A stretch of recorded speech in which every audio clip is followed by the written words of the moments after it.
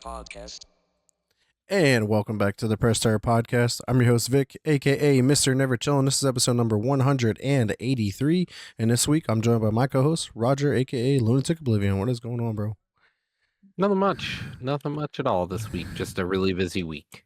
Hell yeah, man. What was happening this week? Everyone got sick. Yep. Yeah, we just got over that, I think, about like a week or two ago. And yeah, I completely understand. It like took us out, especially with Kaylani. We ended up missing like 2 days of work to stay home and make sure she was good. But yeah, that shit's never fun. This weather's been brutal too, so I know that's not helping. Exactly. I ended up sick, then Carl got sick, now Jordan's sick, and it's like been a week and a half now, and it's just like, all right, I'm done. Yeah, man, it's such a struggle, man. You feel so bad for them too. You're like, just give me your sickness. I just don't want to see you sick. It's just miserable. But yeah, man, yeah, this snow and this cold weather has been so crazy. Like I even like FaceTime my dad today, and he was showing me like they got snow down in Charleston today, and obviously the whole world fucking shuts down when they get snow because they don't have plows and shovels and salt and stuff like that. Charlotte got real bad. They got like a foot of snow, and they never get fucking snow. And like watching videos of them, like people trying to drive, and it's like, yeah, probably not a good idea. And they're fucking just sliding. Some cars are turned around, fucking facing the wrong way, going down the wrong. Like, oh, it's so bad. It's like, man, I'm glad we don't live down there, because holy hell. It was enough People dealing with it drive here. like goofballs, yeah. Yeah. But yeah, nonetheless, man, we also been busy playing some games as well. So let's just kick it off, man. Looks like you've been busy playing some Resident Evil. With the 9 right around the corner here, looks like that would probably be the key of why you started playing these ones. Looks like you beat 7, you started 8, but yeah, let me hear about them, man. What's going on with 7 and 8? So I don't know why I never went and played 7 or 8, but like I decided when 8 hit Game Pass, I was like, well, if it's free, let me play it. And then they were like, last on Resident Evil, and I was like, oh shit, this is a direct sequel. Fuck it.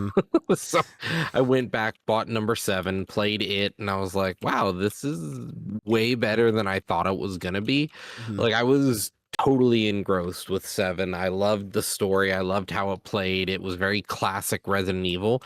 And then this new one feels more arcadey in the sense that like inventory management really isn't a thing anymore. It's like you pick up herbs and like your herbs are just a currency now and not treated like an item you have to make space for. So it kind of reminds me of one of the recent remakes that did a similar thing, because that was the one I assumed that they did this for, or that's the one that kind of set this trend and they were like, let's keep it. Yeah. I definitely am not like super excited about it, but it's actually still a fun game. I love the story. I'm loving the content so far. So like, I'm just excited. I'm just excited to play Resident Evil. Yeah, man, and maybe I gotta dive back into those games. It's been a while, like we talked about, like on previous episodes. I haven't touched one in quite some time.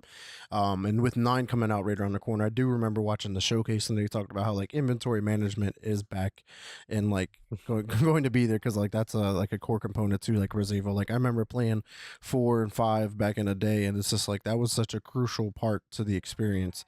You're like, fuck, what do I drop? Like if I really wanted that item, like what do I drop, or how do I order, like rearrange your inventory just so you can make space and stuff like that. Yeah, it's always been a core part to the game. But like, how's the scary, like the horror aspect of the Resident Evil games? Like with 7 and 8, were they pretty like horrifying, or are they just like, some stuff here and there? Like honestly, I didn't feel that afraid of either Resident Evil game. Like it just didn't. There was like jump scares, but even like some of the scariest ones I think they would have had really didn't do much for me. I wasn't like Oh shit! I don't know. I don't really jump scare like I used to, and I only jump scared once so far during this, and that was when I was walking into this one place, and they're like, "Oh, the note says look out the window. So you're supposed to look out the window to get this code." So I'm trying to get the code. I see it once and I go, okay, I didn't quite catch it. I go to look again. The guy pops up through the window and is like, and I'm like, oh. Definitely weren't expecting that one. Yeah, because like I looked out, I was like, what does it mean? Oh, there's a code. So then I start writing the code down or remembering the code, and he just jumps out and screams at you, and you're like, Oh man, that's great. But yeah, so you've been enjoying the 7 and 8, huh? Then Probably gonna go right back to it after the podcast, to be honest. hell yeah. All right, man. Let's talk about a game that I actually got to beat over the last week, and that was Astrobot, man. Yeah, I finally got through it, and I actually platinumed this fucking game. This is my second platinum trophy with PlayStation now, and it kind of came natural. Like by the time I beat the game, I think I had like 3 or 4 trophies left, and I was like, yeah, let me just go back to these. You can dive right in, knock them out real quick, and then boom, platinum trophy. Hmm. Overall, like it was a great game. Like I understand why it was in the running for game of the year. It's up there probably with one of the greatest platformers of all time. But I still don't think it was better than Metaphor Refantasio that year. I mean, it's all subjective at this point, but yeah, man, it was a great experience, and they kind of really built on what Astro's Playroom was, and just took it Hmm. to the next level. I'm not gonna lie, like those fucking uh like really fucking hard missions where it was just like if you die you have to start from the beginning. That was like when you fucking found them, and they were like the Hmm. PlayStation buttons, the X, square, circle, and triangle. Man, Yeah. there were some of them that were hard as fuck, and I'm just like, what the fuck? Like, how did he hit me? How did I? I'm just like snapping out, like going crazy. I'm like, I can do this. And, like I just would not stop until I beat him, and it was Hmm. just like it was definitely pretty addicting. And then just like had me trying to explore everywhere I could, and it's just like I would finish the level, and I'm like, how the fuck did I miss a puzzle piece or like whatever it is? And I'm just like, what the fuck? So obviously What did I do wrong? you can hop right back in and get that bird that helps you find everything else on your second playthrough, and it's just like, yeah, this is dope. Like I had no problems with going back into each level multiple times if I needed to, just because like the Hmm. levels weren't tremendously long, and you could start to speed run half of them because like obviously your first playthrough you're going around, you're killing everything, searching everything, where like the second time you're just like, let me just fucking beeline until that bird goes beep beep beep, all right cool, let me go get it and then move on. Yeah. And then like if you miss the puzzle piece, like it's number 2 or whatever, you go in there, you fucking grab the puzzle piece. Instead of racing to the end of the level, you can just leave planet. And I'm just like, great, this is so fucking good. You didn't have to actually recomplete it for it to count. Exactly, that's what I was like worried about. So like I did it, and I was like, cool, it counted, perfect. I'm gonna do that every single time that I like miss one. So I really could really enjoyed that. But yeah, man, I just so I moved on from obviously Astrobot and moved on to another PlayStation exclusive, and Hmm. that's The Last of Us Part One. Finally giving these games a go. I've never played them. I'm just been wanting to play them, and here we are. Hmm. I'm about 3 hours in, and I messaged in our Discord, and I was like, "Yo, who has played this?" And then once I had a couple people respond, I messaged them individually because I had to talk to them about like the beginning of the game, and I'm like, "What a fucking tone setter! Like, holy Hmm. shit!" But yeah, Yeah, man, dude, like that shit's dark as fuck. immediately, like within, I Hmm. think it was within 15 minutes, the game was like, I was like, they're here to fuck. Like, Hmm. there's no like, no remorse. Who gives a fuck? No character is safe at all in this game, and yeah, like the story is very gripping, and just like I can see like the story how it progresses. It's like you got to go do this, and it's like, well, that fell through, that didn't work out. Let's move on to the next thing. Let's go here. Oh, that fucking fell apart. Like there was just no guarantees, and just the also like the balancing of like having to conserve your ammo, pick up melee button bottles, like or bottles or bricks or like wooden planks, and then like trying to play the certain parts of the mission like stealth versus like Hmm. aggressive. And it's like you already know how stealth missions go with us. It's like, yeah, we're gonna go in stealth. Well, I guess not. Now we're guns blazing. That was one of the few games that I truly got a really good like stealth playthrough. Hmm. Like I felt very good about it every time. Yeah, yeah. This game has been actually pretty good because, like, at first I was trying to understand the clickers, which are pretty cool enemies. Like, you have to like slowly push on your fucking forward stick to walk slower. Um, Otherwise they're going to hear you walking because they can't see you, and they're all based on sound. But yeah, once I like figured Hmm. that out, I was like, cool, that's dope. Um, and then like also like just the small like details like with your flashlight. Your flashlight starts to fucking like go like haywire and it starts flashing. It looks like it's about to go out. And you just gotta like bang on your controller as if like you were Yeah. banging on the fucking flashlight. I'm like, this Yep. shit's so immersive. Like I love it. That's dude, I haven't played this game in a good maybe 5 years, maybe 7, and I still remember things like that about it. As soon as you're like the flashlight, I'm sitting here going like slapping the controller, like no, no, no, in the middle of being chased by a clicker, and you're just like, Flashlight, work. why are you like this? Yeah, but yeah, man, it's been a great, and I just like how like there is no fucking cut to black in this game, not a single Mhm. time. It's literally like you open a door and you're in a cutscene. Cutscene's over, now you're in the real world. Like there is no fucking like cutting at all. Like Dying Light 2 needs to take Mhm. some lessons from this fucking game, Mhm. and it just like. And it's like also trying to find a place to stop. It's like it's right now. It's really fucking hard to go. All right, I'm going to stop right here. I need to do something else with my time. No, Right? you don't. No, you don't. Yeah, because like I told D-Rob and I was like, because he wants to play Black Ops, right? And I was like, I gotta find a stopping point, and I kept going and kept going. I'm like, bro, I just gotta stop. Like as soon as I put down like one of the boards to get across from like roof to roof, I was like, I'm gonna stop right here, just like some random ass spot. I can save, quit, and roll over to Call of Duty. But yeah, man, it's been a great time, man, with playing these great games. Honestly, like these are some of the best of Mhm. the best, and I'm just this year is I don't think I'm really want to try and beat as many games as I normally do.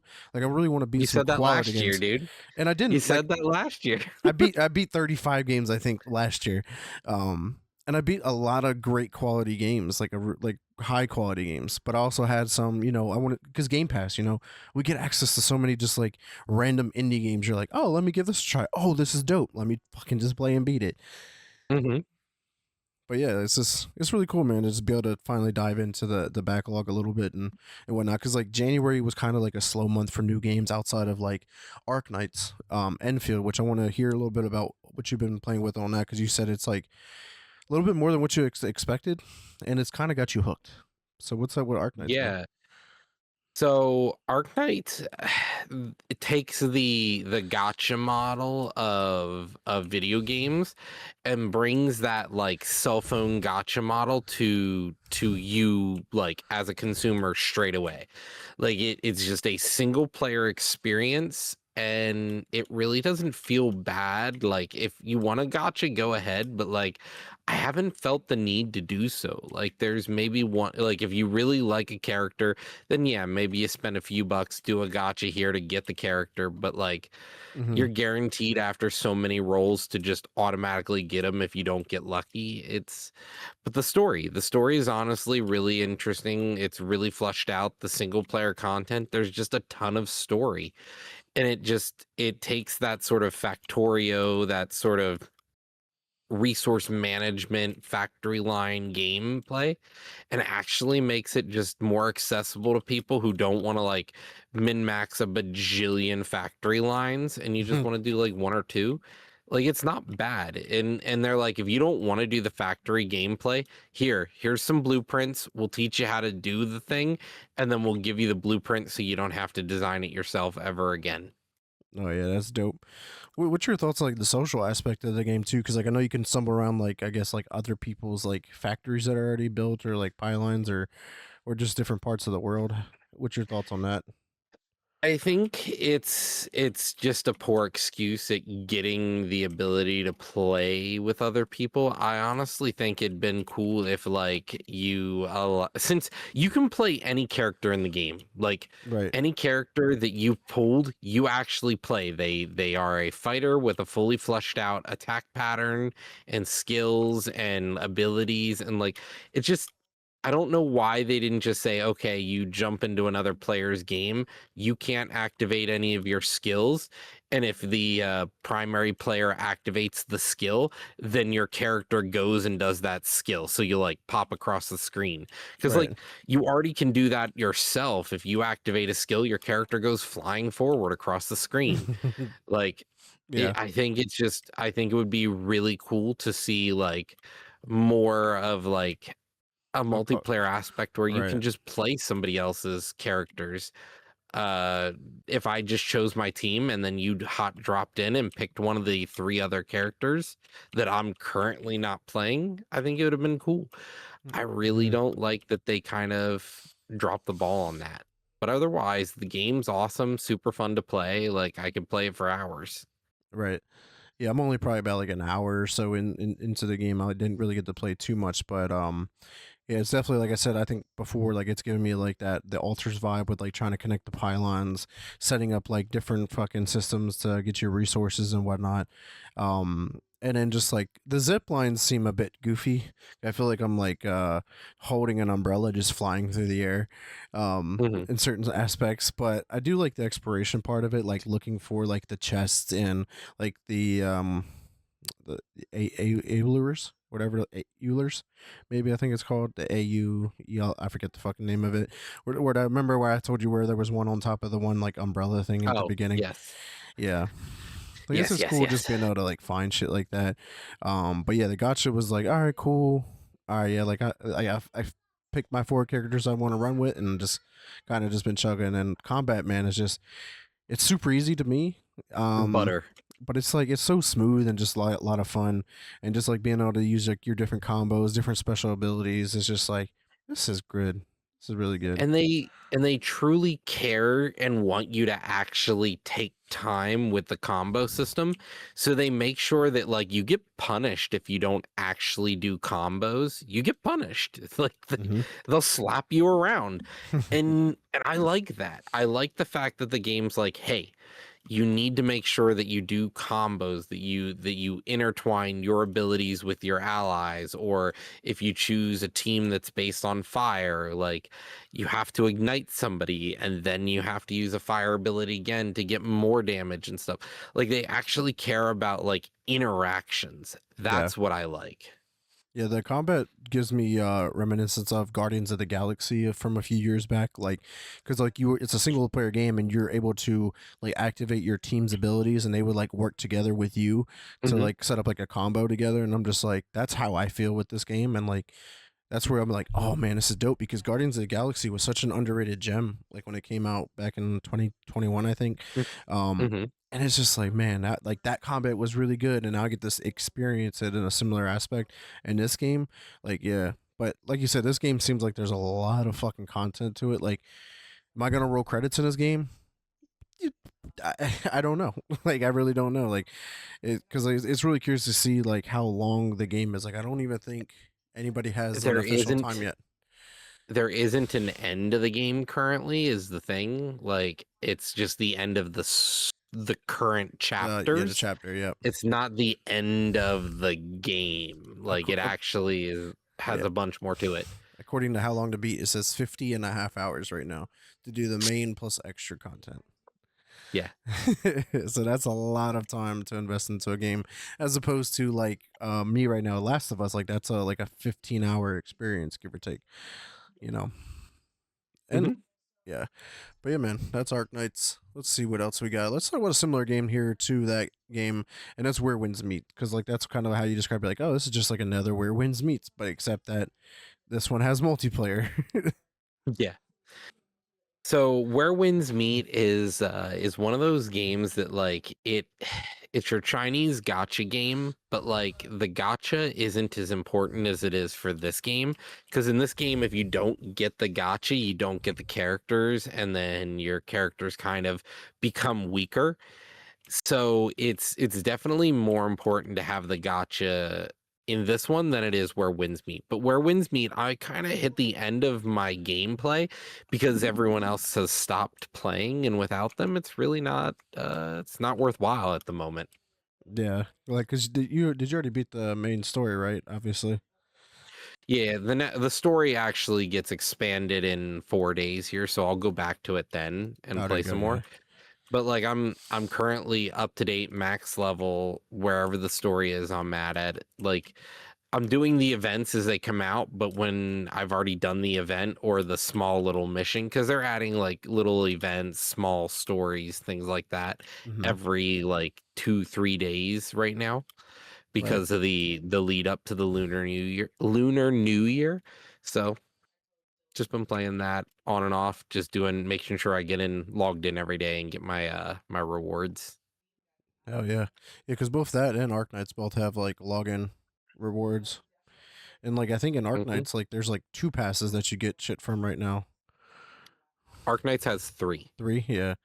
Like it's like every time I like log in, it's like here's a reward, and you click on, you're like, oh, here's another one, and here's another one. You're like, Yeah, okay, the 3 rewards in Arknights is just, yeah, they have 3 separate paths, but they're not like, each one does a different thing, and one of them is free, one of them you pay for with in-game currency, and they give you enough to get the first battle pass. So if you beat the first battle pass, you get all of the money and some extra back so that you can buy the next one again for free. And then the last one is just for like $5 or $10, you get the final battle pass. yeah, it's crazy. All right, man. Let's see. Anything else? Yeah. Oh, yeah. Black Ops 7. Yeah. I just wanted to cover that game real quick, just because. Oh yeah, I forgot to put that on my list. We tried the Yeah, Easter egg again. yeah. We tried Easter egg died on the last fucking phase again of the final boss. Maybe one day we'll get it. We still got some time. We got until about Got to March. just get the crossbow. Got to figure out something. Like I do have the crossbow and I have it pretty maxed out. Like I have the tri bolt and everything. Might have to give it a go, especially with the explosive bolt. Maybe that'll do it. That might help us fucking blow up the shields. That's what they were saying to do, is you do breaker with explosive or tri-tip or whatever, and you're just like pack a punch 3 and you just click click and the bar goes gone. Okay. Yeah, so we might have to give it a go here in the next couple of days, and maybe we'll actually be able to beat it this time. But on the other side, multiplayer or just in general is I finally got dark matter for all of my guns. So that's the first time I've ever went through the camo challenge like that, and got the final camouflage.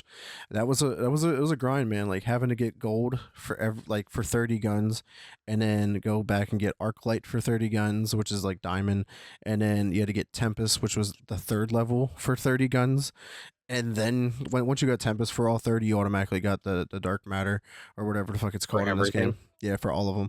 And I'm just like, oh, this was badass. And yeah, and David's like not that far behind me right now. He's about to have it, but so like right now I'm just kind of just grinding like levels, because like you can prestige your weapon twice, and then there's a master prestige level for your guns at 250, and you get like a bunch of camos like grinding from the whole way up to 250 as well. So like Hmm. that's been a pretty cool grind. But then me and him have been talking about like once he gets the dark matter camo, like it's time to maybe hop into zombies and grind out the zombie camouflages, because they do have some pretty dope ones. Like that dark matter and the zombies part, the like infestation, I think it is the last one, is really fucking sexy. We're like, we got to get that one. But yeah, man, having an absolute ball with Call of Duty, man. It's been a while since I've had this much fun, this much consistency in Call of Duty in such a long time. And season 2 drops on Thursday, and there's so much fucking content coming. Like, man, I'm so fucking pumped with all these new guns, new maps, new modes, just more stuff to grind out. Like, there's 8 new camouflages coming that we can grind out too, and I'm like, let's go, man! And like the constant flow of events, there's just always something to do. But yeah, man, that's everything I've been playing over the last week or so. Any other games you wanted to cover before we move on? Actually, yeah, real quick, you have a new one on your list I was curious to hear about. Songs of Silence. What is this one? Just a strategy game I picked up on my vacation. Like I Mm-hmm. was like, all right, I'm looking for another strategy game. I had been for a while and couldn't really find one. And then this got recommended to me because Spooky Crew was playing it. So I picked it up, tried it a little bit. Honestly, really cool gameplay mechanic. It's an auto battler for the most part. It's an auto battler. So like you build your army and you walk up and then you fight, but you drag and drop skills onto it, sort of like a Clash of Clans style thing where you're Mm-hmm. dragging the abilities onto the screen and they're Yep. activating, and your troops are coming out. Well, your troops start on the field, so you don't have to worry about that. You just have to pretty much use their skills to try to get the advantage in any way possible, which Mm-hmm. it was pretty cool. It's a it's a turn-based meets real time, so like the fights are in real time, but the overall controlling of the map and working on your armies is a turn-based strategy. Hmm. Um, Pretty cool game. It's just another strategy game though. Yeah. Is it a new one that just came out recently, or is it something that's been out for a little while? I honestly don't have any idea. I just saw it in my list and I was like, "Oh, I'm gonna give this a go." Let's see. Songs of Silence release date last year, June 4th. There you Or go. 2 years So ago, my bad. almost a year. 2024. So yeah, 2 years ago. Pretty Yeah. cool game though. Just Nice, picked it up nice. because I saw it on sale. Hell yeah, dude. It's always nice to be able to check out like just some different games every once in a while. Just not always like those games that are just in front of your face 24/7. All the Yeah, damn time, all the advertisements. You're like, oh look, I discovered a new game. Shadow Raid or whatever. Right. uh, yeah, that's on every other advertisement. Yeah, yeah. But yeah, man, that's everything we've been playing. Let's go ahead and check out the industry news because boy, do we got a lot to dive into. So let's go ahead and check that out.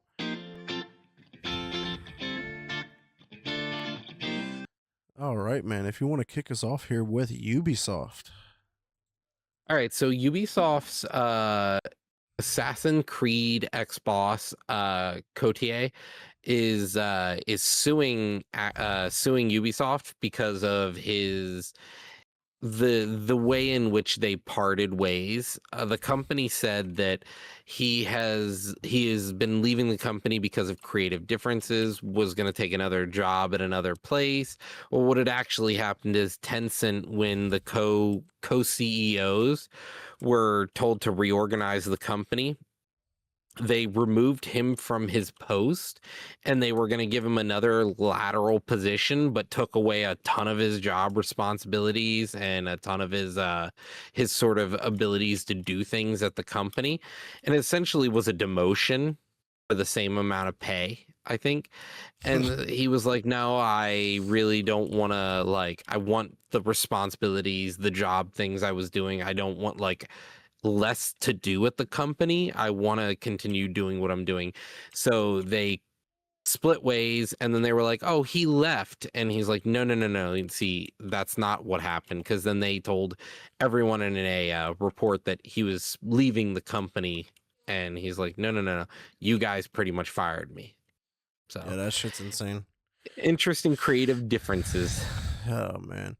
And it just sucks because like Ubisoft's been going through like so much, especially with like the transition of powers, like being basically bought out, reorganized, and whatnot. And it's just like someone who's been there for quite some time's like, yo, like you just fucked me over, and then like you're trying to Yeah. like make me become this like insignificant fucking just part of the machine now, and that's not what I want to And do, it's and not take only less just for it. that either. You know, if he starts doing less, then they have more reason to get rid of him because, oh, you don't really do anything here anymore.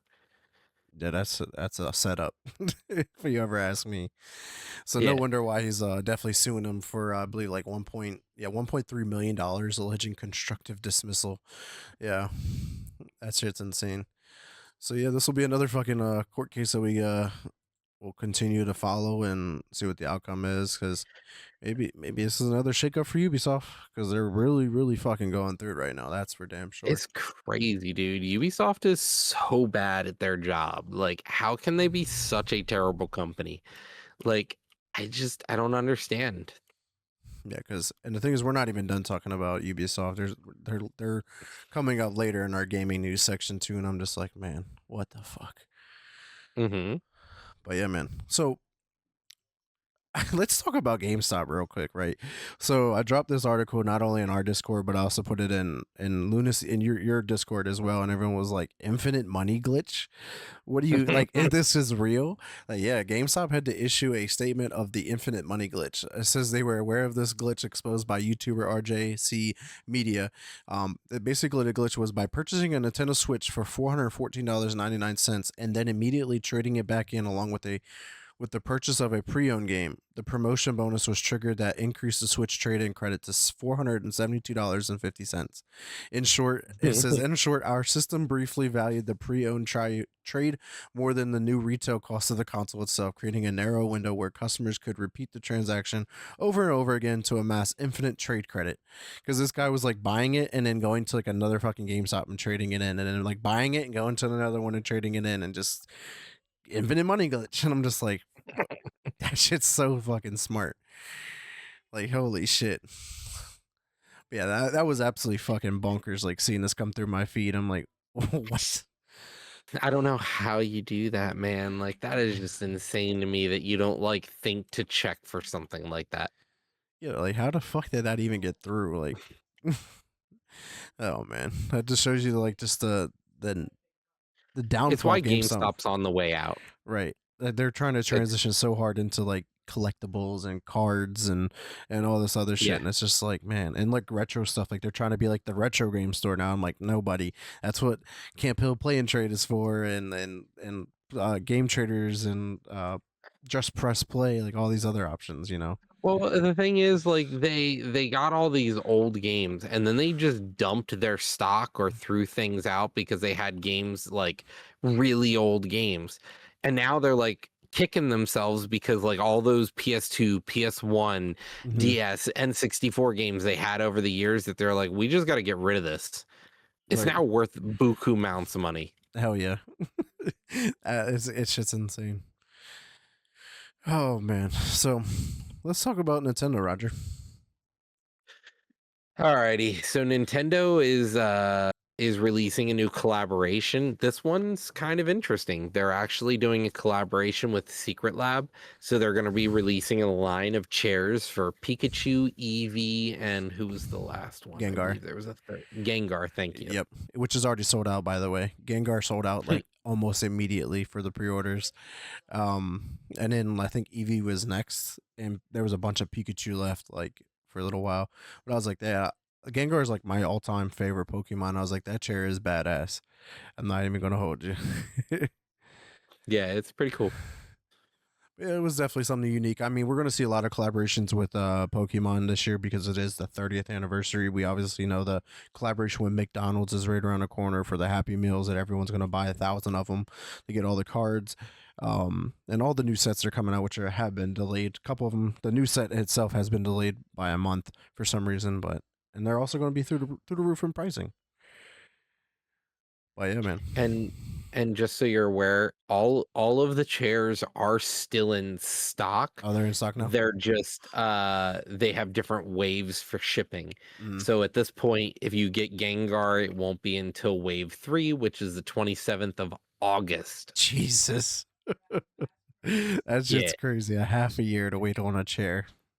Yeah, because the first wave was April. So That like yeah, that's probably what I fucking saw. Like the first wave sold out like almost instantly. instantly, yeah. Yeah, like Yeah, damn, Gengar's on 3rd wave, Pikachu and Eevee are on 2nd wave. damn. Yeah, that shit's nuts. All right, man. What is going on with Arknights, man? So Arknight Enfield, like many games, is not without its release day issues. Mhm. Turns out they had to remove PayPal purchasing because if you connected your PayPal, there was a chance that it wouldn't be linked to your account and that you could accidentally have it linked to more than one person's account and people could be buying shit on your PayPal. So people were just like being able to buy stuff with other players' PayPals. Oops. Like, how does that shit happen? Like, holy hell! Like, the system really has to be broken for some shit like that. Yeah, that's like that's some crazy shit right there. That's one of those like when we talk about anime Fortnite, every time Mhm. we talk about playing that one, they literally had a play test just so people could use the store. They wanted to play test the store Or, alone, yep. which was funny to me that they had just a single play test where you were supposed to just jump in, pay a bunch of money that wasn't going to be refunded to you instantly. And like, well, I don't know about this, pal. Yeah, that shit sounds a bit shady if you ask me. Right. Yeah, but I was like, oh man, that's so crazy. Like, I'm glad I don't really use PayPal like ever. But yeah, Hmm. that shit sucks. But it just like goes to show like when you're using your card or your money online, it's just like how these other companies are just like not always protecting you like in general for your with your cards and stuff like that. Like how many Hmm. times do we hear about like PlayStation getting hacked or anybody else getting hacked? You're like, well, fuck, there goes my cards. I lost a bunch of money if I don't like pay attention. Hmm. I tell you. It is quite saddening, and just like I don't get it. Yeah. Ugh. Well, there was some more issues here in the gaming industry that the consumers taking action for here. Valve is facing a $900 million class action lawsuit. Man, I saw this come through. I'm like, well, damn, what the fuck they do, right? And I'm just like, fuck. It says they're going to Drop in defend. the bucket. Right, to get more or less to them. This was filed back in 2024 by Vicky Shotbolt. Claims that Valve charges excessive commission charges that leads to an unfair price, which is then passed on to the consumer. So basically, I guess they like up the charges for the cost of their games more than like if you bought it from like a different marketplace would be my understanding from the lawsuit. Yeah. Um, but yeah, it And says then they also developers couldn't sell the game for different prices. Like Valve always had to have the cheapest price if you were going to sell on their marketplace. yeah, which is crazy. So if you were to give a discount somewhere else, you had to give the same discount on Valve. Oh man. So yeah, this will be really interesting to see. And if the people win, then that's great. I can hopefully submit for a payout. Like I've already got I got one from GameStop, I got one from Facebook for these class action lawsuits. Why not? Hmm. I'll take in a couple bucks. Why not? And I'm not sure if it's consumer class action or if it's going to be more geared towards the publishers slash developers. Yeah. Yeah, we'll see. So again, this will be another fucking court case that we follow and hopefully see an outcome soon. But yeah, man, that's all the industry news we got this week. Any last remarks on any of those topics before we move on? Nope. All right, man. Let's go check out the gaming news because we also got a lot of to dive into here.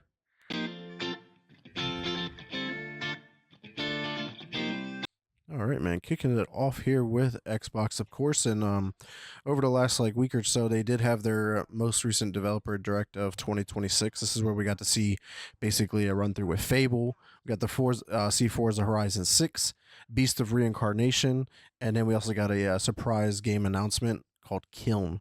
I'm gonna kind of run through these ones a little bit here, but let's start with Beast of Reincarnation because this one's really different. It's not being made by Xbox at all.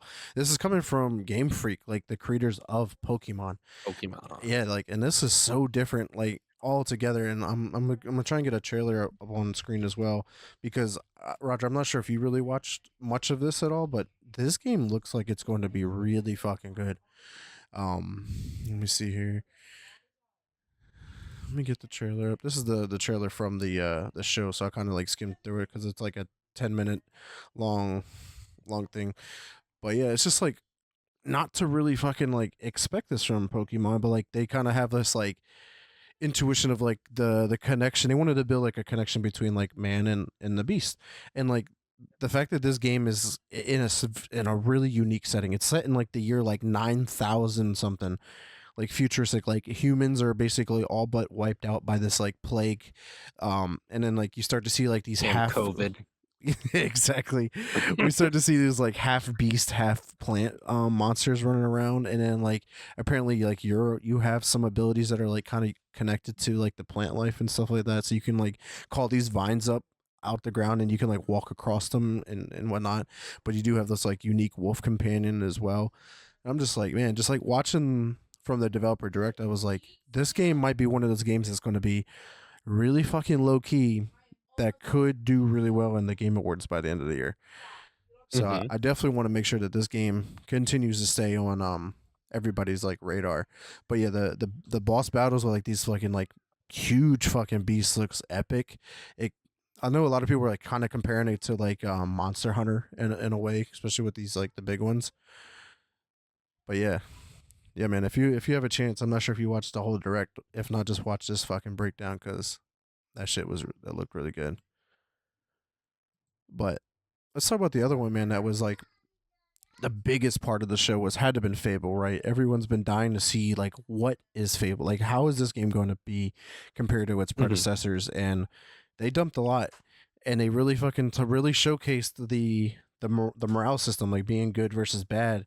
But this one is so much different. Like you can literally marry everybody in the game. You can buy all the houses in the game. You can be a bad landlord. You can be a good one, and then like your reputation is like different from town to town. So like you could be a really really fucking bad guy in one town, but then you move to the next town and you're like this awesome person over here, and it's just like that's so crazy. And it's just like based on like your reputation walking through the town, like Hmm. the townspeople are going to be either talking shit about you or like praising you and shit like that.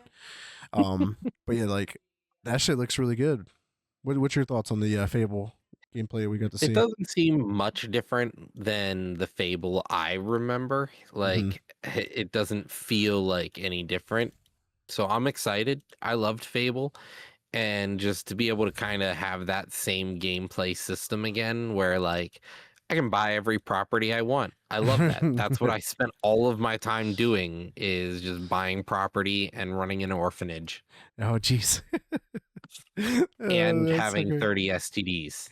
Yeah, well, yeah, that's another thing. Yep, you can get all that shit in this game. I'm like, yo, this game's gonna be wild, and just like the It's just British this. humor too, and they were like, and how your decision making could really impact the world. Like they really showcase like that big giant guy with the glasses. Like you can, there's two choices. Like you can choose to kill him at some point, but then like his body just lays out there in the real world, and like you can navigate him around, or like if you don't kill him, like he helps you out and does like these other things in the game later on. But it's just like it's pretty cool to see the different dramatic impacts of like decision making in the game.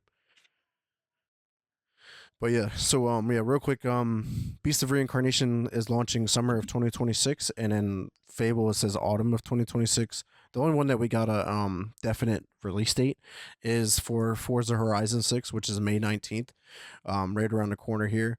And my God, I'm so fucking pumped to play this game. Like Forza Horizon 5, bro, like me and you dumped a ton of time into that racer. This game, I'm so excited. And it's pretty cool. Like you're gonna like you have to like work your way into the Forza Horizon Festival as opposed to starting in the Forza Horizon Festival. Like you have to build a reputation, which seems really cool. Um and just like the world, man, like this is one of this is the year biggest fucking map. Japan is such a beautiful location to have, and it's just like really cool because I just beat Ghost of Tsushima and Yote, and it's like some of the like real world landmarks you could see in that game you could see in this game, and like I can see the comparisons there. But yeah, man, just like how they're integrating like the Japanese like racing scene.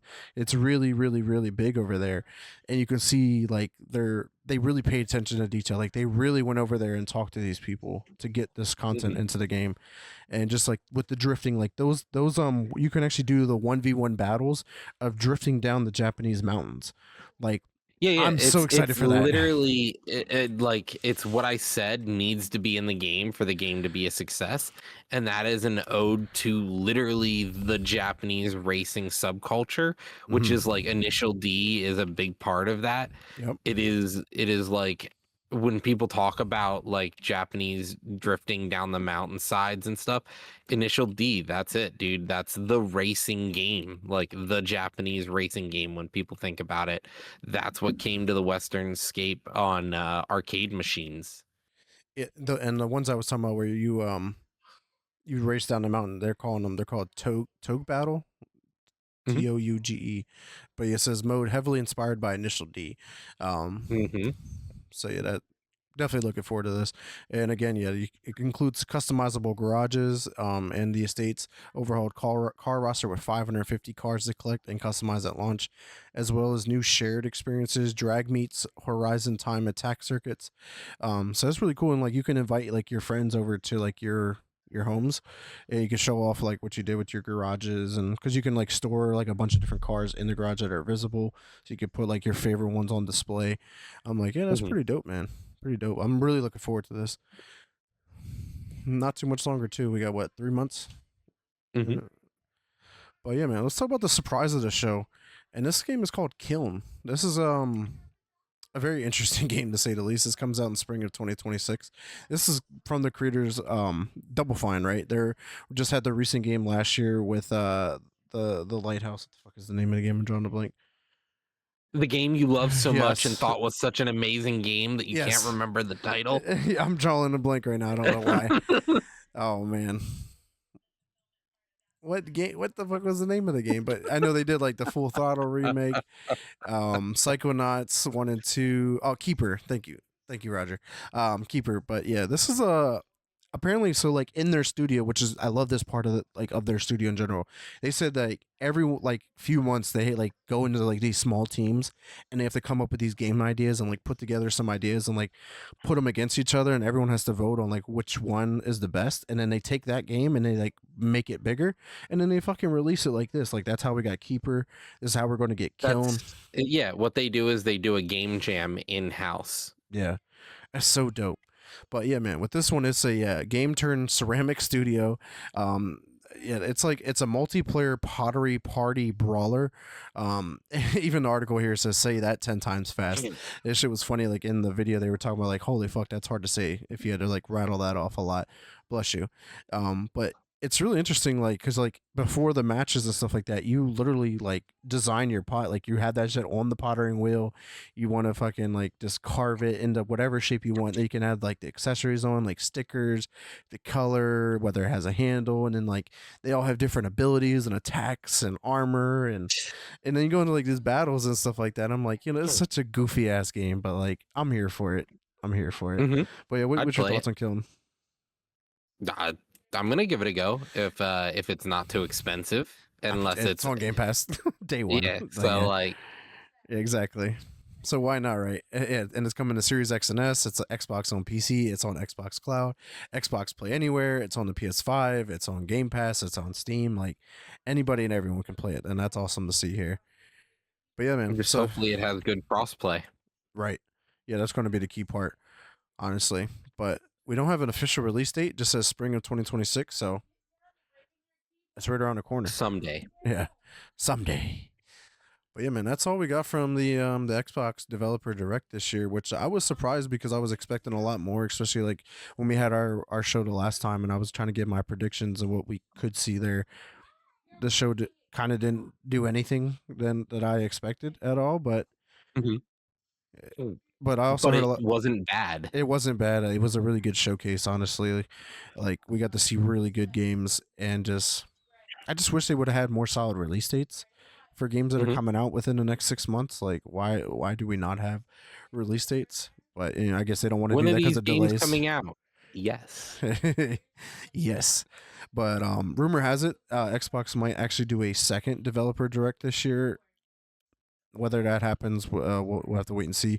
Obviously, we know they have their summer showcase as well, but maybe we see another one because I think they have a bunch of games that are supposed to be coming out this year. So we'll see. Moving on here to Game Pass, we got the new additions and departures come through, and honestly, a lot of really good ones here, and some of them I really didn't really expect. I'm trying to get the article pulled up here. So available today, Resident Evil Village. You were just talking about how that came to Game Pass, and that kind of kicked it off. And look at that, adding that game made you go, let me go buy 7, so I can play that and beat 8. Next up, we had Mio, Memories in Orbit. I just recently downloaded that. I'm looking forward to playing this one. This is a handcrafted Metroidvania set within a vast, decaying world reclaimed by nature and robots. Play as Mio, a nimble android exploring labyrinth environments, battling rogue machines, and uncovering lost memories. I just remember when it was revealed, it kind of just looked really good. Pretty cool to check out. Next up, we got Death Stranding Director's Cut. That came out on the 21st, so go check that out. Then we had Roadcraft come out on the 21st. And then we also got Ninja Gaiden Ragebound came out on the 21st, which is a game that I thought about checking out. This is a side-scrolling entry into the Ninja Gaiden series. And from the team behind Blasphemous, so pretty good background there. Then on the 27th, we got the Talos Principle 2. So this is a thought-provoking first-person puzzle experience that greatly expands the first game's philosophical themes and stunning environments with increasingly mind-bending challenges. So if you love puzzles, go check that one. Then we got Anno Mutationum on the 28th. And also on the 28th, we got Droop Duchy. And then on the 29th, we got My Sims Cozy Bundle. I know Roger's super pumped to go play that one. Um, oh man, this one, it's so cool to see this come to Game Pass. Space Marines 2 came out on the 29th to Game Pass. If you have not played this game, please, please, please, please, please go play it. What a phenomenal game. Ain't that right? Yeah, I honestly was like wowed by this game. And then they were like, right as soon as they were done, they were like, we know it's gonna be a great game. Third one's already in making. Right. Okay. And we keep giving you Okay, all right. content over and over. Like they keep adding And content it's to all the game. free. Hell yeah.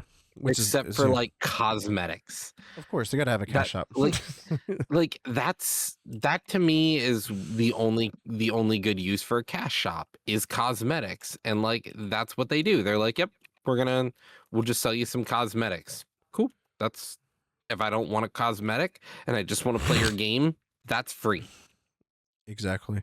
Especially with like all the expansions, the new characters, the new maps, the new modes. It's all free. Every update comes with a brand new story mode, like a brand new story mission.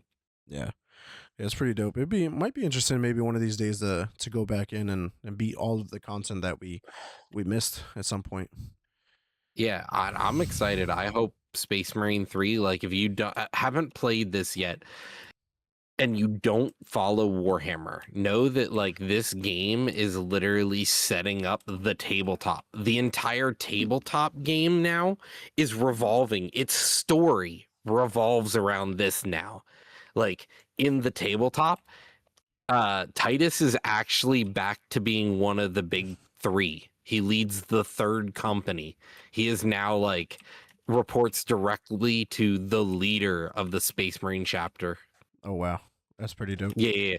So like the third Space Marine game is probably going to be about how he becomes like chapter master for like the third legion of Ultramarines, which is so cool. Hell yeah, man. I'm super pumped. All right, man. So on the second, so this comes out tomorrow. Indica comes back to Game Pass. This is returning. And then next up on the third, we're getting Final Fantasy 2. This is a remodeled 2-day take on the second game in the world renowned Final Fantasy series. And then let's see, we with new games we're also losing games. So we have already lost them as of yesterday. Shady Part of Me, which is a really fucking fun game. I really enjoyed that one. Starbound, Lonely Mountain Snow Riders, Paw Patrol World. Man, that sucks. Citizen Sleeper 2, Starward Vectored, and Orcs Must Die, Death Trap. Those games have already left the service. Maybe they'll be back because some of these have left and came back before already. So maybe we'll see them return. But yeah, man, that's all the Game Pass additions and departures. I think it was a pretty solid list. You know, great time. But let's move on here. Games for Xbox. This is their January update in regards to like some of their like software and stuff. Kind of run through it. So the Xbox PC app experience expands to ARM-based Windows 11 PCs. So that's pretty cool to see. Game save sync indicator is now live. So that it's always nice to have that. And Xbox Cloud Gaming coming to Slicks Hisense and vHome OS smart TVs, which we kind of touched on the last time. Game editions, so we got more handheld compatible games, which is pretty awesome to see there. There's a long list. More games coming to the Xbox Play Anywhere as well, which is awesome to see. You buy it once, play it pretty much anywhere you want. You can stream more games, over 1,000 games you can stream over the cloud that you own, with more to come, including retro classics. Xbox adds mouse and keyboard for more games. So if you want to do that, you can. But the real big part of the update had to have been like it's kind of like in beta or like the early access part is like the new redesigned like UI for like the Xbox Cloud, and it's kind of give us like an insight of like what the next Xbox's like UI is going to look like, and hopefully the Xbox PC's like game bar and Xbox app. It looks really fucking clean. A lot less advertisements. I don't think they need to advertise that anymore is the thing. Like they don't care about selling. You've got Game Pass, they're good. Right. But it's just like on the like home screen, there's always like Hmm. advertisements for like games and all this other stuff to buy. And it's like, bro, I just want to see my shit and what I want to play and who I want to play with, and that's what they're doing. Like, so they're like all your games that you've been playing recently, and then underneath of it, like all your friends that like are online or what they're doing and stuff like that. It's like super clean. Hmm. But yeah, so we'll continue to see as they continue to update. Um, with that, also what we noticed with the insider program is that the achievements got like a overhaul to like how they look. So like I'm gonna get a video up on screen to kind of show you like what they now look like at the bottom of the screen when they do like pop up both for like a regular achievement. They got a new like visual refresh, which it's always nice to get something different because I'm always pinging achievements all the time and it might be pretty cool. They get a different look, and then there's To obviously know if it's like a good achievement versus a regular achievement, yeah, like this they one here now is like a have diamond ways. one. This is like a rare achievement, which is like based on like how many of the players actually have the achievement is gives it the status of being a rare achievement. But Hmm. yeah, that's like the first time that Xbox has done anything in regards to their achievements. Their achievement system has kind of just been really The basic same. and stale for such a long time. Be curious to see how they like push it forward. Like I remember just back in the day, like on the 360, like there were certain achievements that if you got, you actually got like cosmetic shit for like your avatar. Like, that shit Hmm. like was pretty cool. Obviously, the avatar system doesn't exist anymore, but I'm sure they can come up with other ideas. But we'll see. I am really enjoying their fucking reward system. Like I have $20 I think sitting on my Xbox account just because I get roll over my rewards points, and I've done that twice so far for $10 gift cards, and I'm just earning them at like such a fast rate. It's pretty awesome. Like what they did. Hmm. Not gonna lie, so I'm working towards $30 just sitting there, just by playing the game every day. That's all I got to do. All right, let's see here with Xbox. One more thing, and this is some sad news, man. So for Black Ops 7, they well, basically in sales in general, they released like the top 10 best-selling games of 2025, and Black Ops 7 finished 5th in the year as the most sold game of the year, and that is the first time since 2000, I think was it 8, um that it's been that far down. Like this is the worst selling Call of Duty since 2008. And it just sucks because like this game is getting a lot of unnecessary hate. Like people are actually voting right now with their wallets. What we've been saying, right? Because they Hmm. want change. They want something better. But like with this game, they have given us everything that we could have I ever hoped think for. I think we're also like the numbers are skewed because this is like the first Call of Duty, I believe, right? That's like day one on Game Pass. Second one, last year, Black Second Ops one. 6, yeah, Black Yeah. Ops 6 did it. But yeah, they are blaming that for the reason why. I mean, I don't. I mean, I get it. Like that's like just say Yeah. 10 million people are no longer buying the game. Like that's how many dollars? Like that shit adds up, and Hmm. it's just like yeah. But it is pretty cool though to see this list because what was the best selling game this year? Battlefield 6. Battlefield 6 is officially outsold Call of Duty. But like it's really hard to compare numbers like this cuz you figure Battlefield 6 came out what like October or something like that. Maybe I think about October, right? Right before Call of But Duty did. And it's like it's it it's had a not head it's start. not hard to compare the two because Battlefield also is not free on any service, so like it makes sense. Right. It it's just it's a no-brainer on that one, and even if they had an extra month of leeway to get ahead of them, Mhm. Battlefield did pretty well this year. And I'm not going to lie, like to see Call of Duty and Battlefield just that far up for games that Hmm. release at the end of the year to still outsell every other game that's been released since the beginning of the year is still kind of like mind blowing. Because like even here on the list, Black Ops 6 was the 10th best selling game of the year. Like, which makes sense because like you would have been playing Black Ops 6 up until November.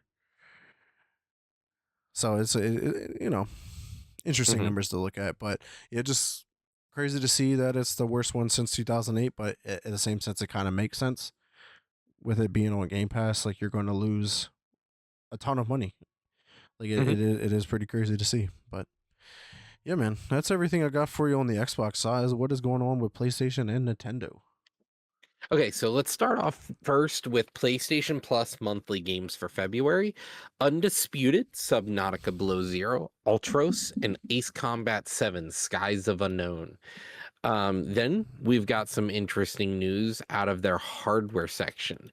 Before we talk about the real interesting news, Marathon limited edition controller and headsets were announced. Yeah, I'm gonna try and get And those up on then screen so people can take a look. But you can keep going. I'll get it up a while. And then the next thing we have here is Sony just patented their newest idea, which is a full touchscreen controller.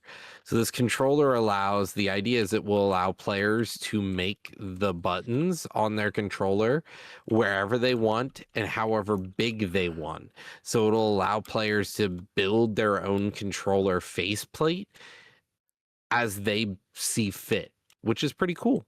Like if you Mhm. ever thought like, I don't like where the stick is on this controller, I don't like where the stick is on this controller, you can change those things now, which is pretty interesting to see. Yeah, just be curious to see how it works because, like, I don't know about you, but I like the feel of like actual buttons.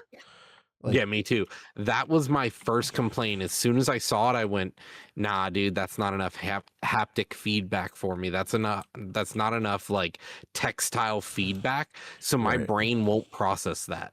right, because like I try to play like mobile games on my phone, and it's like I struggle to play like ones especially that have like joysticks, but they're like touchscreen joysticks, and I'm like, I was doing I that like with Where Winds Meet. yeah, like that's so tough. I remember like when I downloaded the emulator on my phone, I was playing Pokemon. Like I'm trying to hold it like a DS, but like my finger kept like not being where the D pad was, or any of the Yep. buttons were like if I have the physical like DS in my hand, like I can feel where that button is, and my finger is not going to move from where that button is. Mhm. So like that's my biggest dilemma. But I look at that controller more of like an accessibility controller. Like maybe like it works better Yes. for other people that have different disabilities, and it just allows them to play the game, which is awesome. But did want to circle back here to the marathon controller and headset. I they could have did better. It's pretty garbage. It looks like you just took Looks like stickers and put it on the basic I was, controller. I literally was gonna say that, man. I was like, this fucking looks like somebody was just like sticker.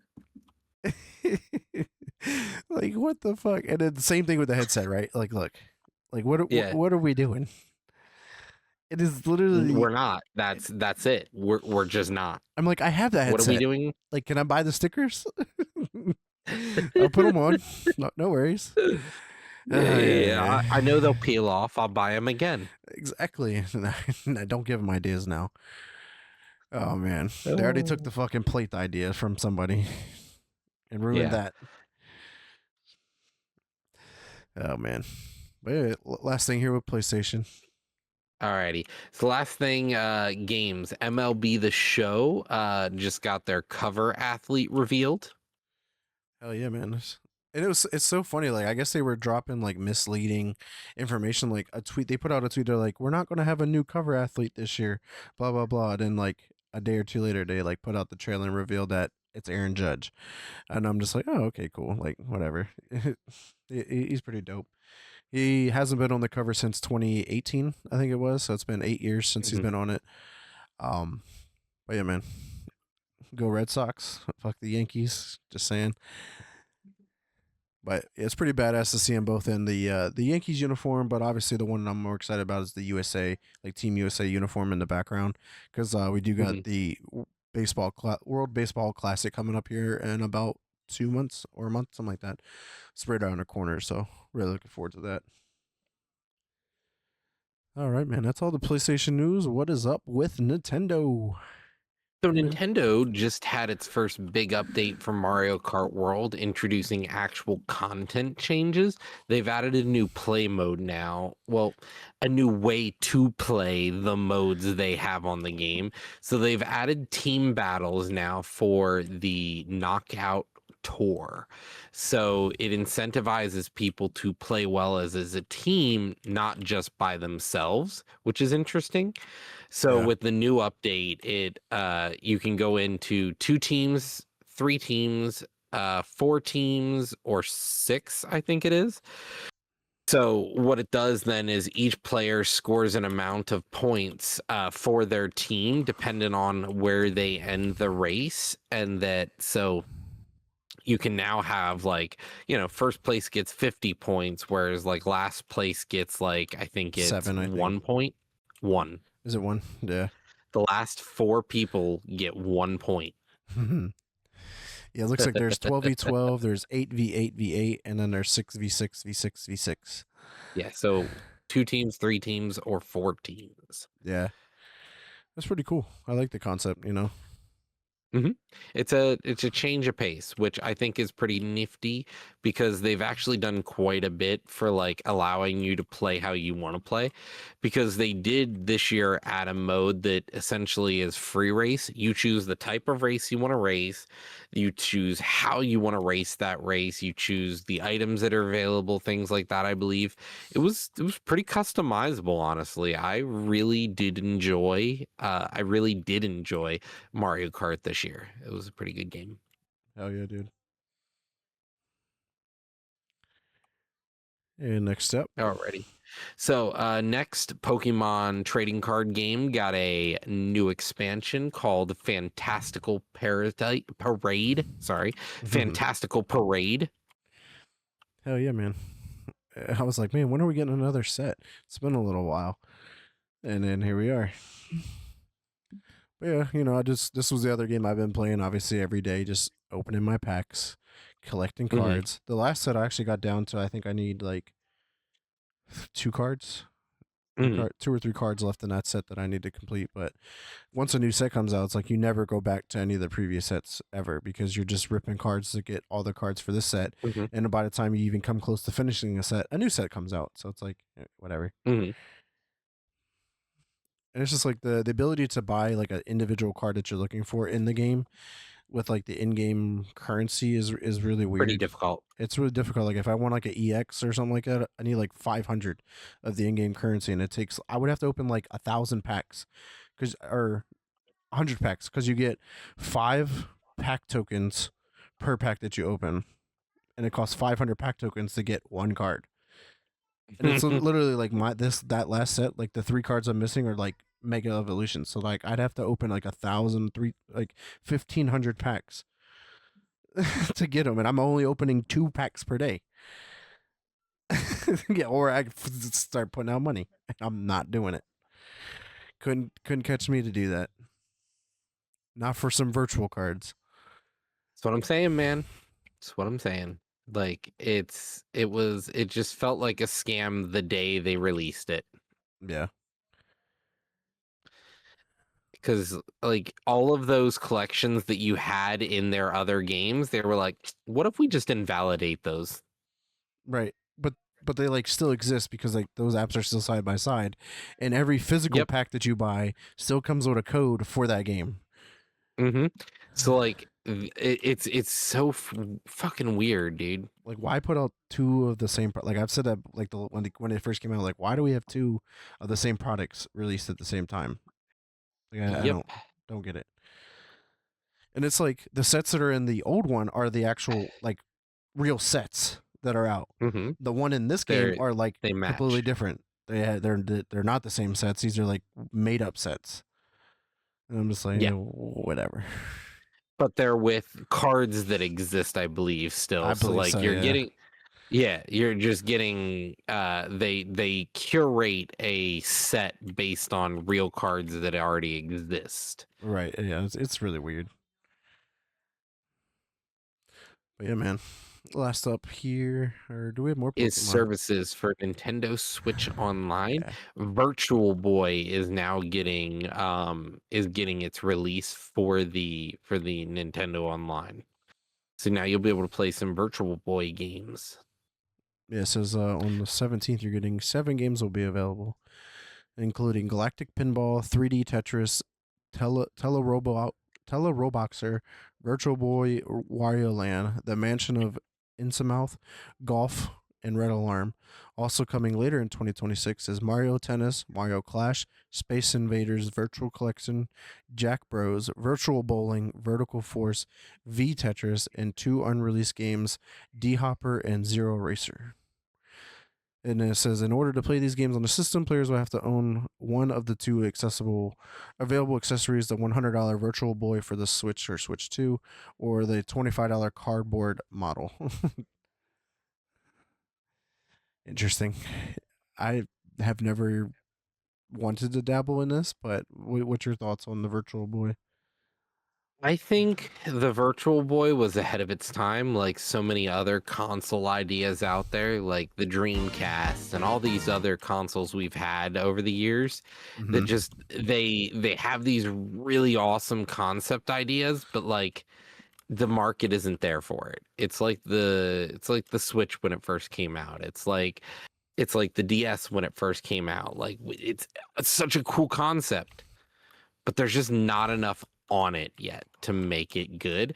And I think the Virtual Boy was that first virtual console, that first like VR.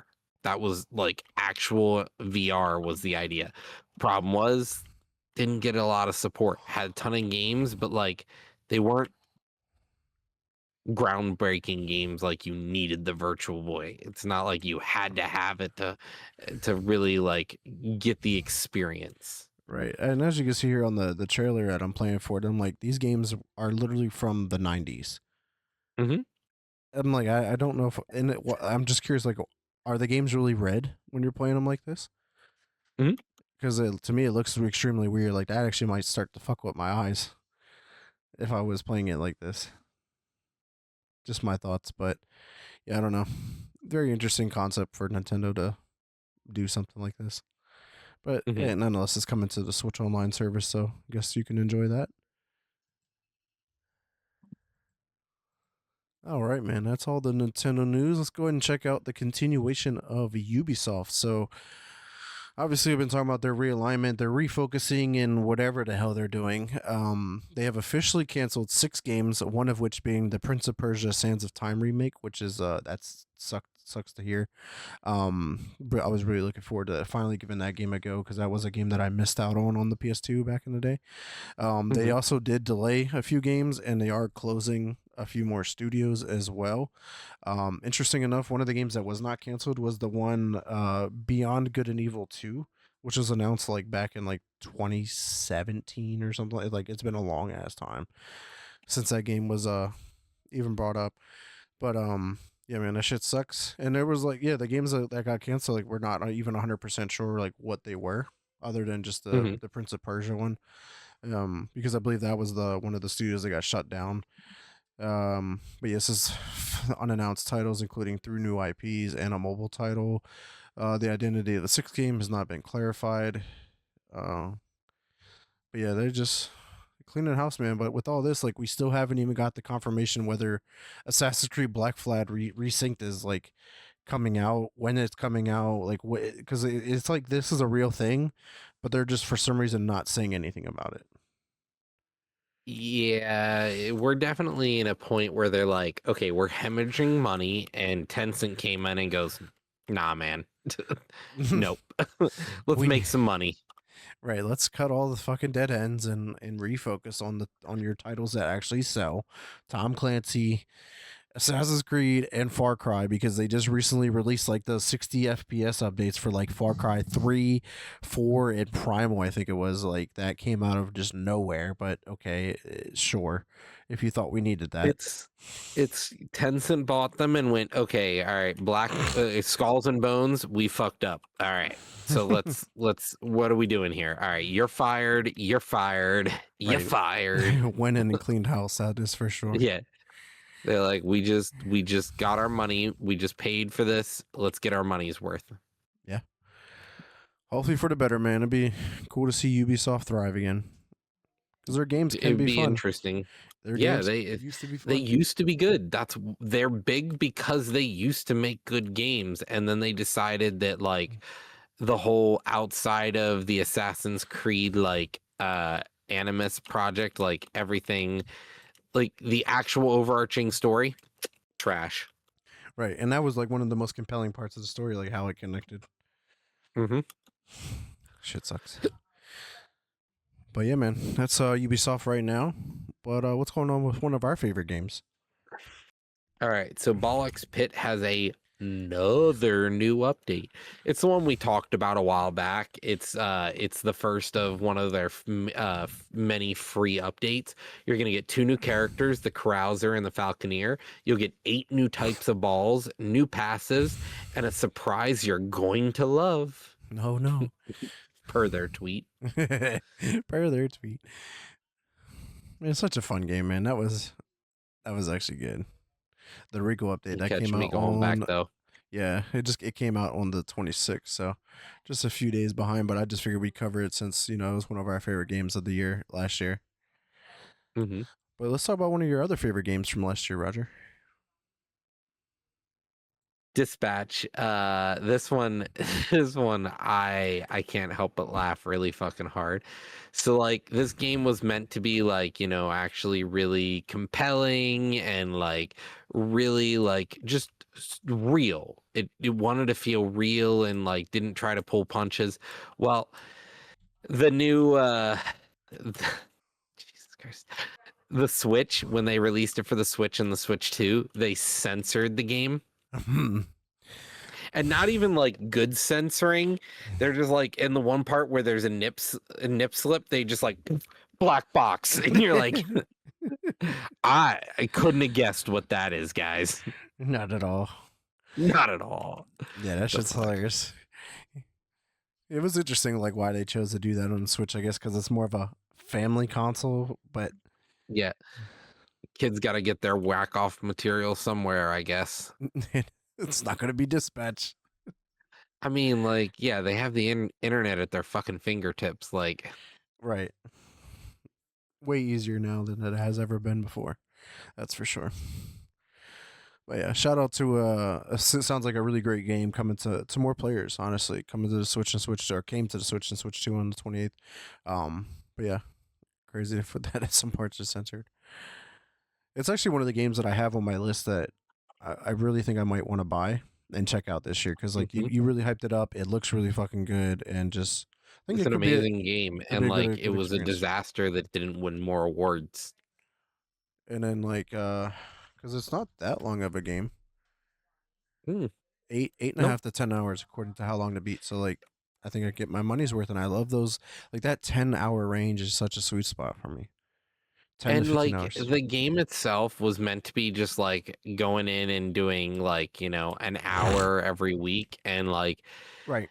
it was such a sweet, like, a sweet spot. And to do it in a way that released like a TV show just felt like really good because it gave everyone time to like work through it at their own pace. Hmm. And so like if you watched it as it was coming out, like you never got too far ahead of everyone else. Right, which was a pretty cool concept. Which is just like how like the Telltale games used to come out back in the day. They were Hmm. episodic releases. You had to wait, beat a level or two, or whatever it was, and had to wait a week or whatever the time frame was. But you don't like, yeah, also with I think Life is Strange or whatever did it as well. But like the Mm, fact that you had to pay for each episode was really goofy for some of these games. Dispatch, you paid once and you just had to wait for each episode each week. right. It's like good and bad to that. Like if you had to buy each episode, like The Walking Dead, I do remember The Walking Dead Telltale game. You had to buy each episode, but it was like $2 or what? It was like two, maybe five Mhm. dollars an episode. So it's like if you played through the first two episodes, you're like, this ain't for me. You're not out that much. We're like Yeah. Dispatch. Like if I spent what is it, $40? I think $30 or $40 for the whole game. I can't remember what it is, but like you front the cost and you're like, oh, this game ain't for me. You're already out like 40 bucks. Well, that's why you buy the game on Steam, and then when you go, "Oh, this game ain't for me," you Refund. can refund it. Right. Yeah. Did So that a few times in my past, so like, yeah. yeah, like Battlefield 2042. I forgot all about that. That's the one I know you did. Because everyone was like, "You want to play Literally Battlefield within minutes. 2042 with me?" No, I don't have it no more. What do you mean? Yo, man, I got rid of that shit. Oh, okay. Oh man. All right, man, let's talk about another game here that's small in scale, but I think is going to be really, really big. It's already fucking growing pretty rapidly, and that's Hightail. That's that like Minecraft like game. And funny enough, a modder has found a way to mod crossplay between Hightail and Minecraft. I'm gonna get a video up on screen. Like it's still kind of clunky and broken, and most of the gameplay kind of works better on the Hightail version. I think that he said it was where like Minecraft doesn't really pick up everything that actually happens in the game. Um, Hmm. but this is really cool, man, to see like someone do crossplay between two fucking games. It's like if someone made crossplay happen between Call of Duty and Battlefield, like in a way somehow. But yeah, man, Yeah, what's your thoughts on this? I get what you're saying. I just think it was really funny to me because it was just an interesting concept. Like people were like, they're the same game. And then people got really upset because they're like, just play Minecraft. And then this guy's like, it is the same game. Click. See, Oh, okay. it's just And reskinned. even what I thought was really cool was Notch actually played the game as like, game's pretty cool. Yeah, yeah. Yeah, it just has like a couple different features that just, it could work out really well. I just realized that our I have the show thing messed up where you can't really see us, but now you can. I had it set up for 3 people. Oops. Um, but yeah, I do want to give Hightail a go one of these days, just so I can, just check it out and see what It's it's like. cheap too. Right, and because it's so early in development, like it's still one of those early access games. Like he says, like they have like all those animals, but they can't do anything with them yet. Like you can't breed them, you can't like tame them, you can't do anything. There's like some areas like, oh, this is a secret temple, and as soon as you walk in, it's literally just like a wet floor sign. This is work in progress. Like Yeah, they have it that laid was my out. favorite thing. Like he takes himself not too seriously. And I love the story behind this. Like Riot bought the company and then was like, yeah, nah, and then we're just gonna cancel the game. And they were like, uh, okay.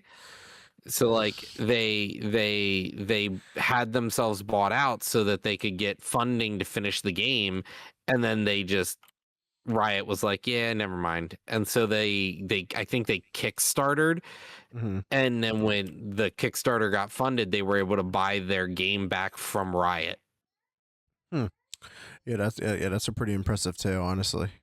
And it's like even Yeah. it's blown up so big, like even modders are trying to add in Pokemon to it as well, which is similar to Hmm. how we saw like Pokemon get modded into Minecraft. Um and someone has already put out like some of the character models for like the main starters. Hmm. And it's pretty cool, man. I'd be curious to see like what this game really becomes.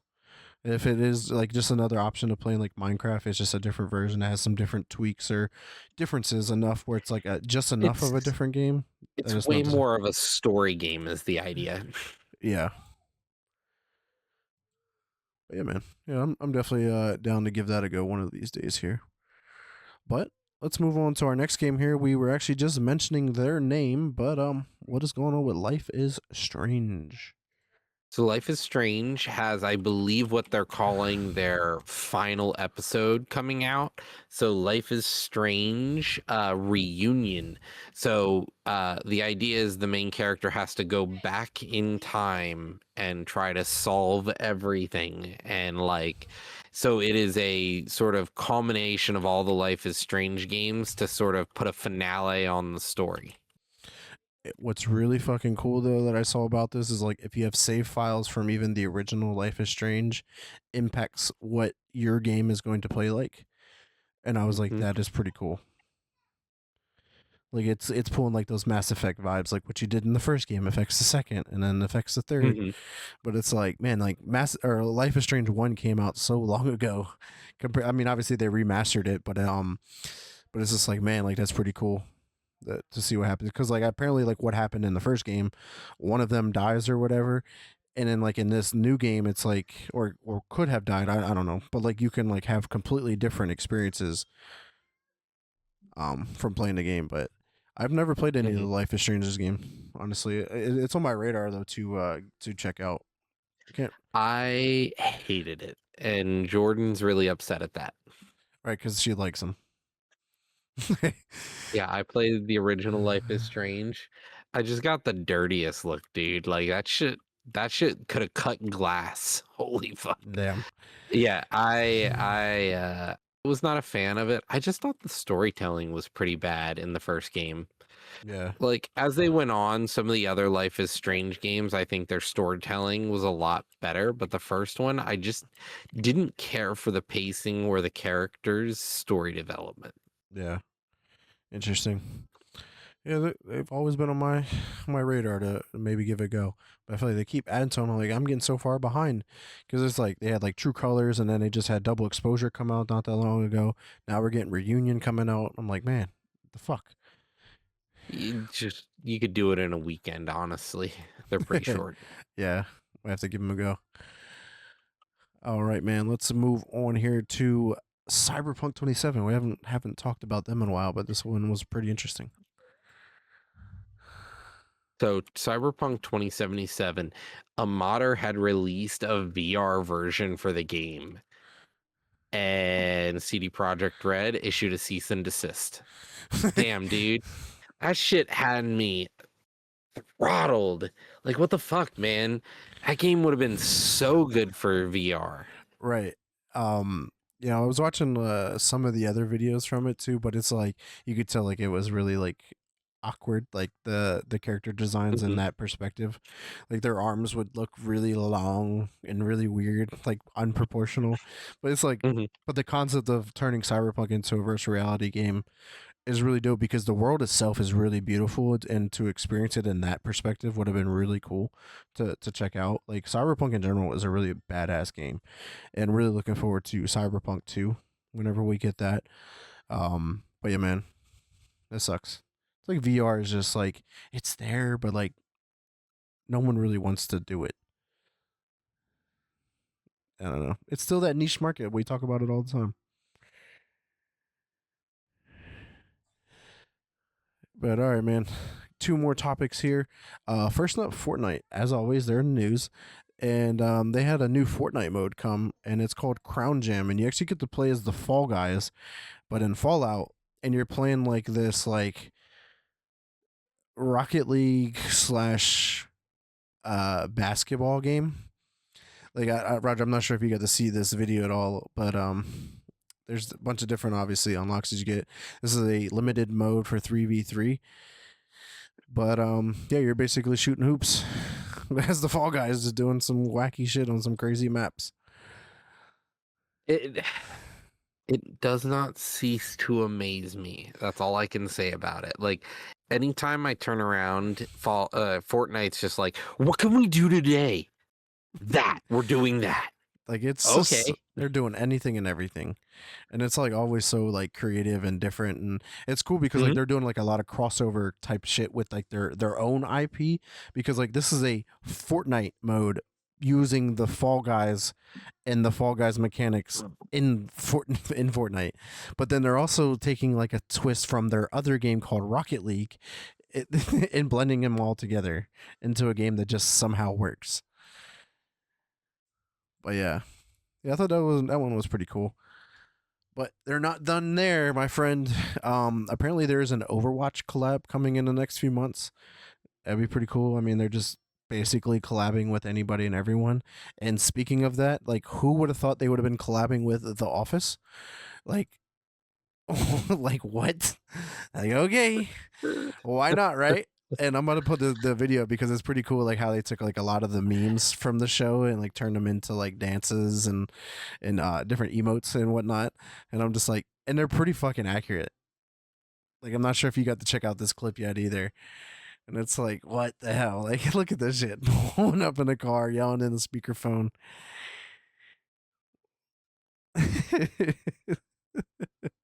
Like, come on, dude. Like, this shit's great. But yeah, man, if anybody loves Office and plays Fortnite, you go get those skins. It's insane, dude. It absolutely baffles me. Like, they just fucking they crossovered with South Park, The Simpsons, The Office. Like, Everyone. me saying that in a sentence just sounds like, what are you talking about, bro?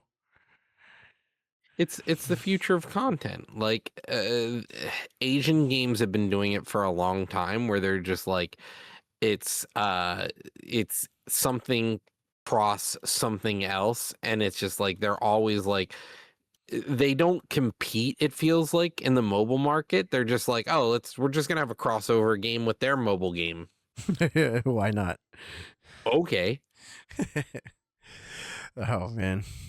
All right, man. Last but not least, though, this has been like literally the hot topic of the last week, and it's the game Highguard. This is the game that got the last trailer spot at the Game Awards, which is usually saved for like something monumental, something really big, something just really out there. But Jeff took this spot and put it on this game with Highguard, this new 3v3 raid style PvE slash PvP game.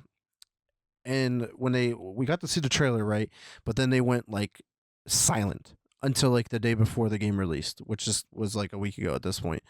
And it's just like that's not how you advertise your game. Like no one even knows what your game is other than it looks very fucking generic.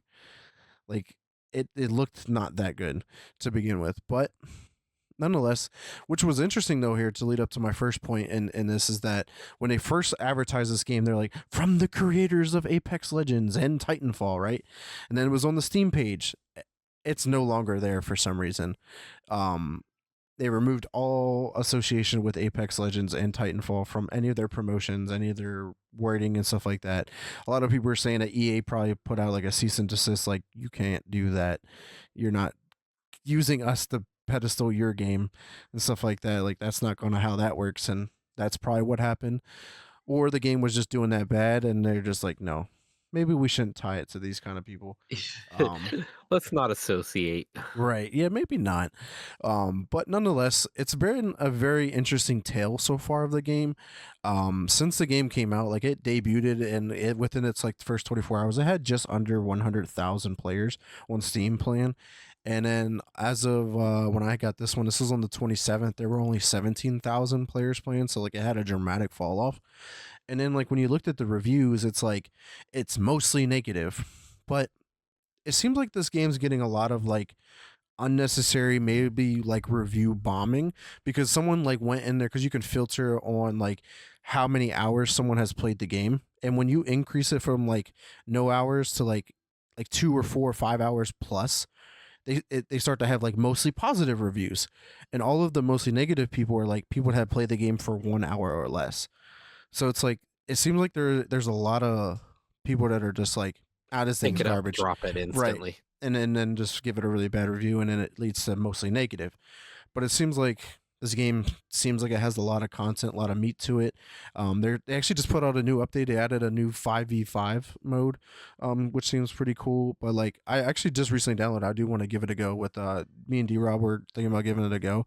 Um, Hmm. it seems like a pretty cool concept. Like you get this mount and you're supposed to like take over like this like area, and then you get like the ability to get like it looks like a Trojan horse basically, and you like go into your enemy's base, and then you're trying to like score points that way by taking their base and whatnot.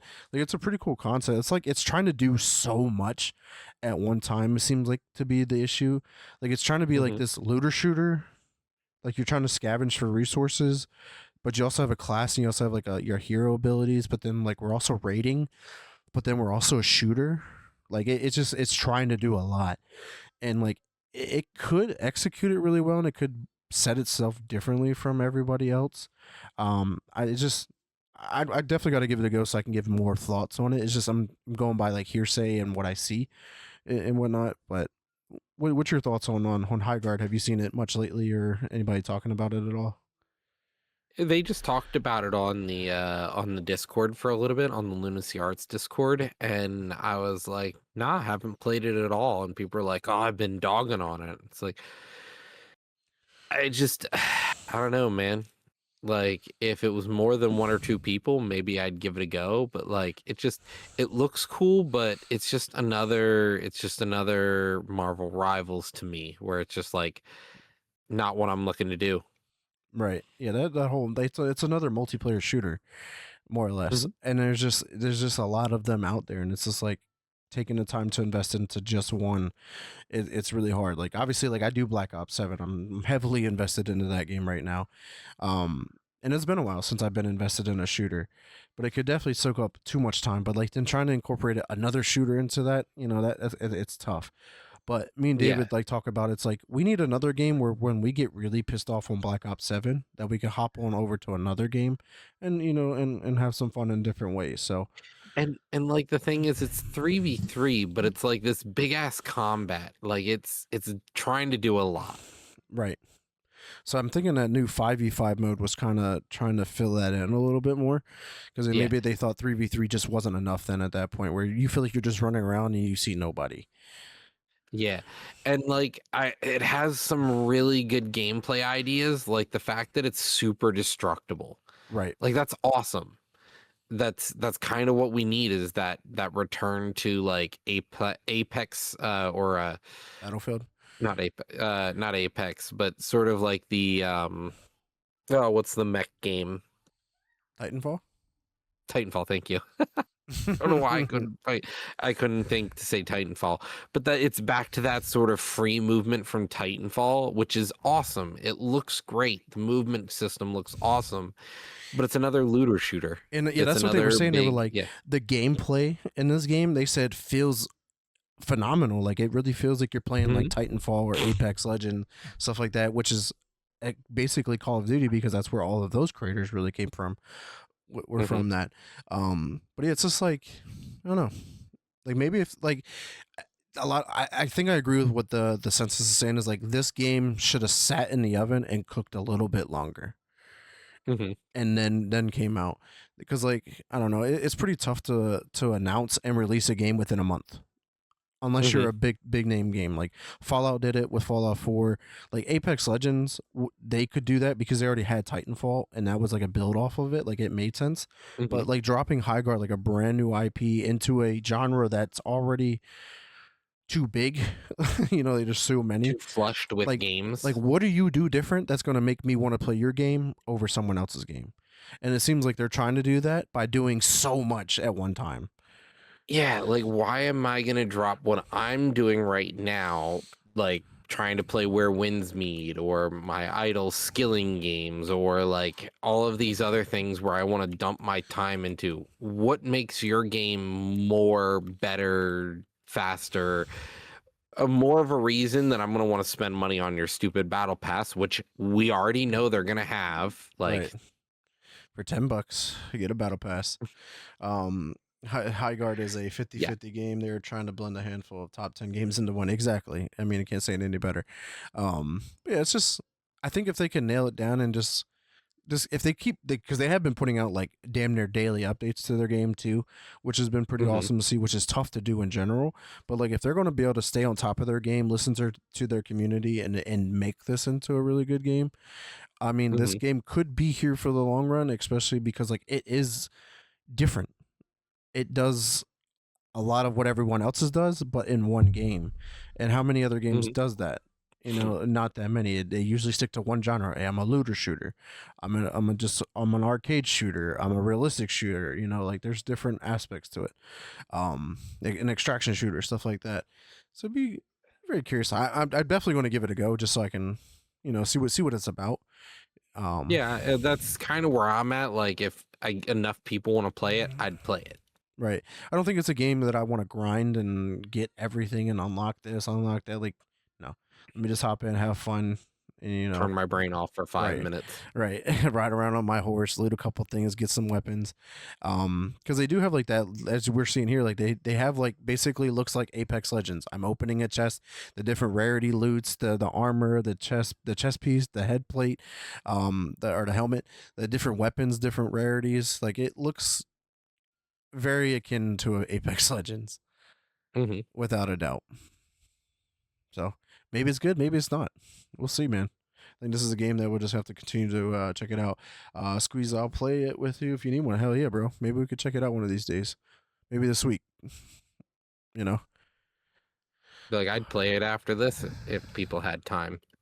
Right. I mean, I can see what's up. Might be a possibility. But yeah, man, that's everything we got for you guys this week. It was a pretty loaded episode. Not even going to lie, but it was like a lot of catching up to. Obviously, we've seen some stuff from like 2 weeks ago, but it was stuff that was worthy talking about because it was a pretty busy first month of the year for gaming.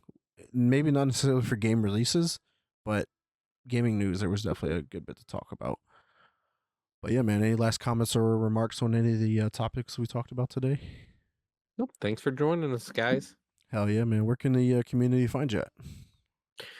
You can find me on my Discord at Lunacy Arts, or you can find me here. And of course, you can check me out at Twitter at Mr. Never Chillin _ Facebook is Vic Brubacher for any questions, concerns, or if you want to come on the show, hit me up there. I game on Xbox at X Never Space Chillin. PlayStation is Vibro24, and my Twitch is twitch.tv / Mr. Never Chillin. Make sure you drop a follow over there. Hopefully, I can get some streaming up here soon. Just haven't figured out if I really wanted to, or what I'm going to do, or how it's going to go, but it's definitely on the mind to do so. But we do want to thank everyone again. And until next time, peace.